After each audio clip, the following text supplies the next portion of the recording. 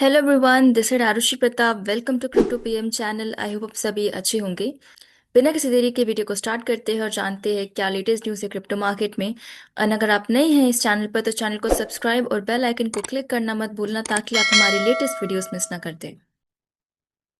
Florida revives bitcoin reserve push with new 2026 bill. Florida के जो law makers हैं, ये एक आइडिया लेकर आए हैं अपना बिटकॉइन रिजर्व बनाने के लिए फॉर द स्टेट। तो एक नया बिल, हाउस बिल 1039 फाइल किया है इन जनवरी 2026। ये जो फंड है ये सेपरेट होगा स्टेट का मेन ट्रेजरी से, जो कि मैनेज किया जाएगा बाय फ्लोरिडा का चीफ फाइनेंशियल ऑफिसर। किस तरीके से काम करेंगे ये?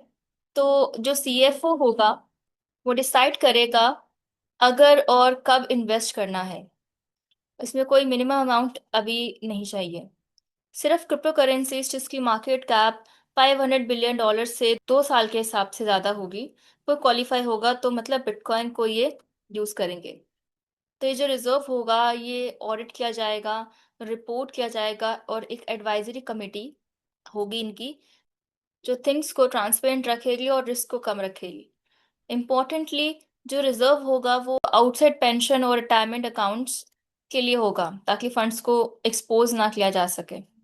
सपोर्टर्स यहाँ पे बिटकॉइन को डिजिटल गोल्ड बोलते हैं, जो कि एक हेज है अगेंस्ट इन्फ्लेशन।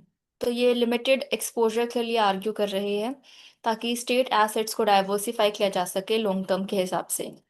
फ्लोरिडा ने अपना स्केप्टिसिज्म दिखाया है towards central bank digital currency CBDC, जो कि प्रेफर कर रही है डिसेंट्रलाइज ऑप्शंस जैसे बिटकॉइन। अब अदर यूएस स्टेट्स भी एक्सपेरिमेंट कर रही है, जैसे न्यू हैम्पशायर भी अलाउ कर चुकी है 5% अपना फंड्स को इन्वेस्ट करने का। टेक्सास ने भी किया था। तो फ्लोरिडा का जो ये मूव है ये बनाता है one of the largest US state to formally trade bitcoin as a reserve asset. Iran used UK crypto platforms to evade sanctions with $1 billion in secret flows. Two crypto exchanges जो कि registered है UK में, उसने process किया है approximately $1 billion in transactions जो link है Iran Islamic revolutionary guard corps से। यहाँ पे दो एक्सचेंजेस जो कि ZCX और ZCON, ये सीक्रेटली हेल्प कर रही है IRGC को। ग्लोबल सैंक्शंस लगने के बावजूद भी $1 बिलियन इन्होंने मूव किए हैं। ये प्लेटफॉर्म्स जो है ये नॉर्मल ट्रेडिंग साइट्स की तरह ही लगते हैं, लेकिन एक्चुअली यूज किए जाते हैं पैसों को फनल करने के लिए ईरान के रिजीम के लिए। इन्होंने फेक डायरेक्टर्स बनाए, वर्चुअल ऑफिस एड्रेसेस भी और फॉल्स फाइलिंग्स ताकि वो लेजिटिमेट लगे। साथ ही साथ जो फ्लोस थे वो यूएसडीटी में हुए ट्रॉन ब्लॉकचेन पे। सबसे ज्यादा इस तरीके की चीजें ट्रॉन ब्लॉकचेन पर ही हमें देखने को मिलती है, जिसने ट्रांसफर्स फास्ट किए और यहाँ पे मुश्किल है ब्लॉक करना भी। तो फंड्स राउट किए गए ऑफशोर इंटरमीडियरीज से ईरानियन एक्सचेंजेस जैसे नोबिटेक्स, वॉलेक्स या फिर एबन टेदर। 2024 में तो 87% जो पूरी एक्टिविटी थी वो ZCX की लिंक थी IRGC से। अब ये जो एक्सचेंजेस है ये टाइड है टू बाबक जंजानी, जो कि एक ईरानियन फाइनेंसर है। ऑलरेडी इसको सैंक्शन किया गया है लॉन्ड्रिंग के लिए ऑयल मनी। अरेस्ट के बाद भी और सेंटेंस के बाद भी ईरान में री इमर्ज जिसने किया थ्रू न्यू कंपनीज जो भी क्रिप्टो से और फॉरेन एक्सचेंज से कनेक्टेड थी। अब इसके जो क्रिप्टो फ्लोज है वो डायरेक्टली टेररिस्ट नेटवर्क को जाते हैं, जिसमें $10 million to US sanction smuggler funding Yemen Houthis को गए। ये दिखाता है कि क्रिप्टो जो है वो पूरे के पूरे डायरेक्ट तरीके से यूज की जा सकती है सैंक्शन ग्रुप्स को, नॉट जस्ट साइड चैनल। और ज़्यादा यूज स्टेबल कॉइन्स का इन चीज़ों में होता है क्योंकि ये इजी होती है अक्रॉस बॉर्डर्स मूव करने के लिए। ईरान और रशिया जो है ये दोनों यूज कर रहे हैं क्रिप्टो को to bypass western financial restrictions. Budget 26 must prioritize regulatory clarity, tax rationalization and level playing field for India's crypto sector. Coin DCX Sumit Gupta जो कि कोइन डीसीएक्स के को फाउंडर है, ये बिलीव करते हैं कि इंडिया का जो 2026 का बजट होगा उसमें क्रिप्टो से रिलेटेड ये तीन चीजें फोकस की जानी चाहिए। पहला है रेगुलेटरी क्लैरिटी, क्लियर रूल्स अगर होंगे इंडिया में, तो एक्सचेंजेस और इन्वेस्टर्स को इजी हो जाएगा। उनको पता होगा कि क्या अलाउ है क्या नहीं। टैक्स रैशनलाइजेशन, मतलब क्रिप्टो हैवी टैक्स बर्डन जो अभी है, लाइक 30% टैक्स ऑन गेन्स और 1% टीडीएस ऑन ट्रांजेक्शंस, तो उसे थोड़ा सा सही करना चाहिए, फिक्स करना चाहिए, ताकि ट्रेडिंग डिफिकल्ट ना हो। लेवल प्लेइंग फील्ड, मतलब क्रिप्टो बिजनेसेस को फेयरली ट्रीट करना चाहिए compare to other financial sectors, ताकि इनोवेशन बीच में रुके ना। तो अभी इंडिया की क्रिप्टो इंडस्ट्री जो है वो अनसर्टेनिटी और हाई टैक्सेस फेस कर रही है, जो कि लोगों को फोर्स करते हैं, पुश करते हैं फॉरेन प्लेटफॉर्म्स को यूज करने के लिए। अब गुप्ता ने यहाँ पे आर्ग्यू किया है कि अगर गवर्नमेंट स्टेबल रूल्स दे सकती है, फेयर टैक्सेस दे सकती है, तो इंडियन यूजर्स जो है वो लोकल एक्सचेंजेस को क्यों छोड़ के जाएंगे। यहाँ पे स्टार्टअप्स को इनकरेज किया जाएगा, इनोवेशन भी बढ़ेगी, हेल्प करेगी इंडिया को compete करने के लिए ग्लोबली इन ब्लॉकचेन और डिजिटल फाइनेंस। यहाँ पे इंडिया में केवाईसी और स्ट्रिक्ट हो रही है, लेकिन अभी तक रेगुलेटरी फ्रेमवर्क इनसे सही से बना नहीं गया। जो मेन चीज है, पहले वो बननी चाहिए, उसके बाद ये सब चीजें होनी चाहिए, लेकिन यहाँ पे ऐसा कुछ भी नहीं हो रहा है। तो देखते हैं कि सुमित गुप्ता की बात कितनी सुनी जाएगी, और बजट 2026 में उनकी जो ये आवाज इन्होंने उठाई है, वो इसे कंसिडर करेंगे या नहीं। UK back benchers committee calls for outright ban on crypto political donations।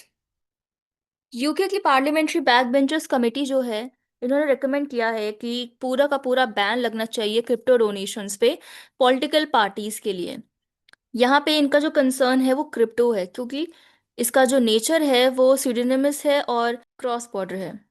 मतलब यहाँ पे इंफॉर्मेशन अच्छे से हाइड हो सकती है और फंड्स ट्रेस भी नहीं हो सकते।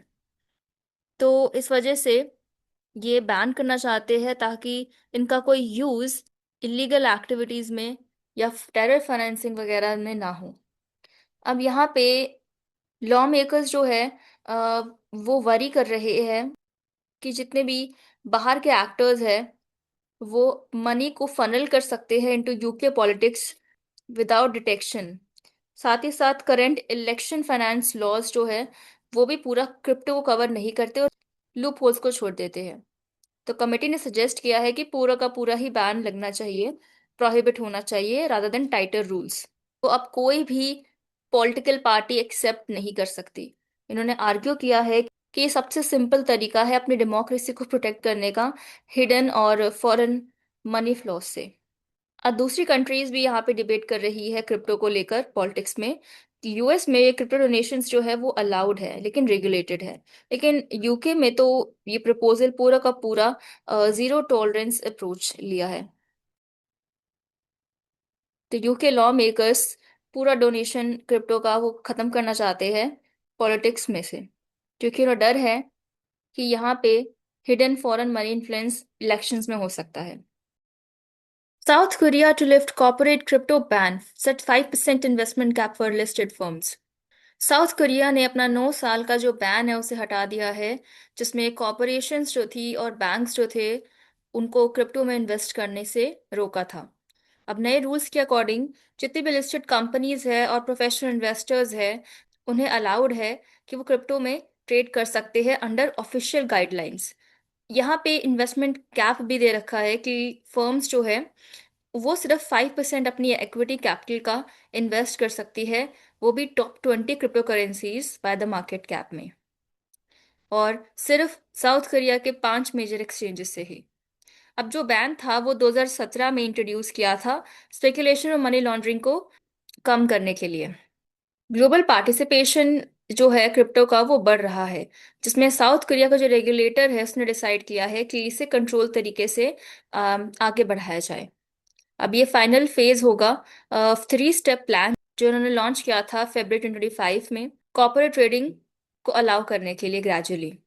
तो यहाँ पे कंपनीज के लिए 5% का रखा गया है, ताकि रिस्क वगैरह कम उनको फेस करना पड़े। और जो रूल्स थे वो सेट किए हैं लार्ज ऑर्डर्स पे, टू प्रिवेंट मार्केट की इंस्टेबिलिटी।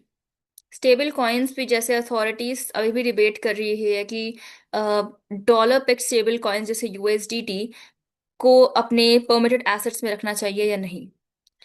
अब कुछ इंसाइडर्स बोल रहे हैं कि 5% कैप एकदम स्ट्रिक्ट है यहाँ पे। कहीं भी यूएस में, जापान में, ईयू में ऐसा कुछ लिमिट वगैरह इम्पोज नहीं की हुई है। अब अगर किसी को ज़्यादा करना होगा तो वो कैसे इन्वेस्ट करेगा? तो इससे इन्वेस्टमेंट इनफ्लो जो है वो कम हो जाएंगे, और क्रिप्टो इन्वेस्टमेंट्स कंट्री में ज़्यादा नहीं, कम आएगी। तो साउथ कोरिया अपने आप को पोजीशन करता है as a global crypto hub, जो कि बैलेंस करना चाहता है इनोवेशन विद कॉशन को। Moving to next news, India tightens crypto KYC rules with live ID and location checks. India में क्रिप्टो रूल्स जो है वो और स्ट्रिक्ट हो चुके हैं। यहाँ पे अगर किसी भी यूजर को एक्सचेंज को यूज करना होगा तो उसे स्ट्रिक्टर केवाईसी और एमएल रिक्वायरमेंट को फुलफिल करना पड़ेगा। जैसे क्रिप्टो एक्सचेंजेस जो भी इंडिया में हैं वो अभी virtual digital asset service providers से जाने जाते हैं, और उनको ये सब प्रोसीजर्स फॉलो करने पड़ते हैं। तो अब क्या होगा, यहाँ पे किसी भी यूजर को अपना अकाउंट क्रिएट करने के लिए सिर्फ अब ये डॉक्यूमेंट्स अपलोड नहीं कर सकते, यहाँ पे रियल टाइम आइडेंटिटी वेरिफिकेशन होगा, जैसे सेल्फी के जरिए आप अपनी आइडेंटिटी को दिखा सकते हो। साथ ही साथ पैन यहाँ पे मैंडेटरी तो है ही, लोकेशन डेटा भी अब देना पड़ेगा, जैसे आईपी एड्रेस, टाइम स्टैम्प्स के साथ geo location, device IDs, bank details भी वेरीफाई होने चाहिए through penny drop mechanism ownership को कंफर्म करने के लिए, और सेकेंडरी आईडी भी, जैसे passport, Aadhaar, voter ID plus OTP verification. अब इंडिया ये क्यों कर रही है? क्योंकि रेगुलेटर्स यहाँ पर डरे हुए हैं क्रिप्टो के स्यूडोनॉमस और फास्ट मूविंग नेचर की वजह से, जिसकी वजह से मनी लॉन्ड्रिंग, टेरर फाइनेंसिंग, ये सब कुछ हो रहा है।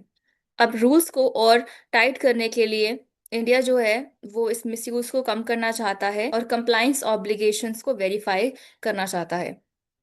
यहाँ पे मेजर एक्सचेंजेस जैसे वजीर एक्स बोल रहे हैं कि ये ऑलरेडी यूज करते हैं दीज मेजर्स, जैसे सेल्फी चेक्स, पेनी ड्रॉप, बैंक वेरिफिकेशन। तो एक्सचेंजेस इन रूल्स को एक्सेप्ट कर रहे हैं क्योंकि ये क्लियर है और ऑफिशियल है। तो सभी यहाँ पे सेम स्टैंडर्ड्स पे फॉलो कर पाएंगे। और साथ ही साथ एक्स्ट्रा रिस्ट्रिक्शंस यहाँ पे जो लगी है कि इंडिया नहीं चाहती कि उनके लोग जो है वो आईसीयू के थ्रू पैसे रेज करें, मतलब क्रिप्टो फंड रेजिंग वगैरह, क्योंकि ये रिस्की है। एक्सचेंजेस जो है वो टूल्स जहाँ पे ट्रांजेक्शन्स को हाइड कर सकते हैं, जैसे मिक्सर्स वगैरह, उन्हें भी देखेंगे। और उनको कस्टमर के रिकॉर्ड्स 5 साल के तो रखने ही पड़ेंगे। तो इंडिया यहाँ पे मोर लाइक बैंक्स एक्ट कर रही है, जैसे चेक करना आईडी वगैरह, live tracking locations, detail records रखना, ताकि सिस्टम और सेफ और हार्डर हो मिसयूज करने के लिए। तो आपको क्या लगता है इस चीज के बारे में? आप नीचे कमेंट से बता सकते हैं। Moving to next news, Strategy resumes $1 billion Bitcoin buys with 13,627 BTC accumulation. तो माइकल सेलर के स्ट्रैटेजी ने फिर से 13,627 बीटीसी परचेज किए हैं $1.25 बिलियन के। तो इनके one of the largest single corporate bitcoin purchases रही है in recent months. Michael Saylor consistently bitcoin को बाय कर रहे हैं, जो कि इनकी best long term store of value बन चुकी है। इन्होंने अपनी ये परचेजिंग जनवरी 5 से 11 के बीच में की है, अबाउट $91,500 पर कॉइन। इनके फंडिंग का सोर्स इनके शेयर्स थे, अपने कंपनी के शेयर्स को बेच के इन्होंने किया है। और ये जो परचेजिंग थी ये इकट्ठी नहीं हुई है, पार्ट्स में हुई है। आफ्टर दिस परचेज इनका टोटल जो होल्डिंग हो चुका है वो 687,410 बीटीसी है, जो कि $62 बिलियन करंट प्राइस के हिसाब से बनता है।